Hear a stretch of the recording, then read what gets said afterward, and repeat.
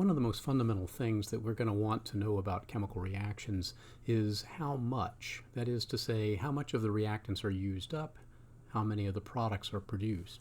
In order to do that and to be dealing with quantities that we can actually measure in a laboratory, we need to learn a little bit more about the mole and about formula weights.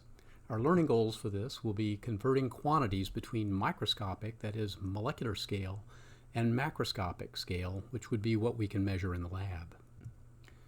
Let's start with the mole. One carbon atom, as we learned in the previous course, is 12 atomic mass units. That's 6 protons and 6 neutrons. Each one of those represents 1 atomic mass unit. How much is that in grams? Well, an atomic mass unit is not very many grams, 1.66 times 10 to the minus 24. It's really hard to measure that in a lab. If we want to figure out what a carbon weighs, well, it's 12 of those. So if we just multiply, we would find that it's about 1.99 times 10 to the minus 23rd. Still not a very large quantity that we could measure. So let's go about this a little bit different way. How many atomic mass units would there be in 1 gram? So in other words, I'm going to let n sub 0 be the number of atomic mass units I need. Each atomic mass unit is 1.66 times 10 to the minus 24, and I want to solve for n so that this whole thing is going to weigh 1 gram. Well, I just have to divide both sides by 1.66 times 10 to the minus 24, and what I find is that n is a huge number, 6.02 times 10 to the 23rd. We actually call that number a mole. It also is called Avogadro's number after an Italian chemist that originally came up with it. So the mole, as it turns out, is going to be really central to a lot of the things we do this semester. So now we might ask, how much mass do a mole of carbon atoms have? Well, let's multiply 1 mole, n sub 0, times carbon atoms.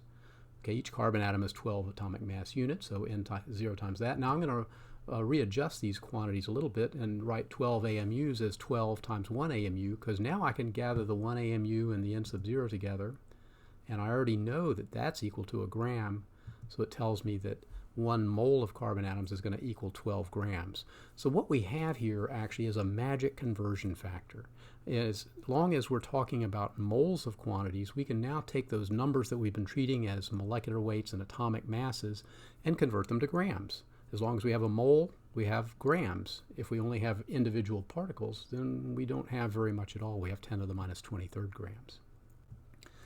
Now, one of the places that you'll look for masses of atoms and use those to calculate formula weights is going to be the periodic table. If we blow up a piece of the periodic table, what we find is that, in fact, when we list the masses underneath, those masses have all kinds of values, but none of them are integers. So what's going on here? Why are the periodic table masses not integers? Well, let's look at one example in particular. Magnesium is 24.31 in the periodic table. Well, it turns out that if you did a random survey throughout all the magnesium atoms on the planet Earth, you would find that they have a certain distribution of stable isotopes. Magnesium 24, it represents about 79% of the magnesium atoms, whereas magnesium 25 represents 10%, and magnesium 26 is 11%. So we've got to take into account all these different variations in the mass of a magnesium atom. So if I had, for example, 100 magnesium atoms, what this tells me is that 79 of them would have mass 24, 10 of them would have mass 25, and 26 of them would have mass 26. So now what I want to do is I want to figure out what is the average mass of those 100 atoms that I've picked out. So what I'd first do is calculate what is the total mass of all of them. So I'd have to take 79 times 24, 10 times 25 for the ones of mass 25, and 11 times 26. I then would have to divide by all the atoms I have. I have 100 atoms, so I need to divide by 100. That would give me, if I worked it out, 2,432 divided by 100, or an average mass of 24.32. But that's essentially what's being listed in the periodic table.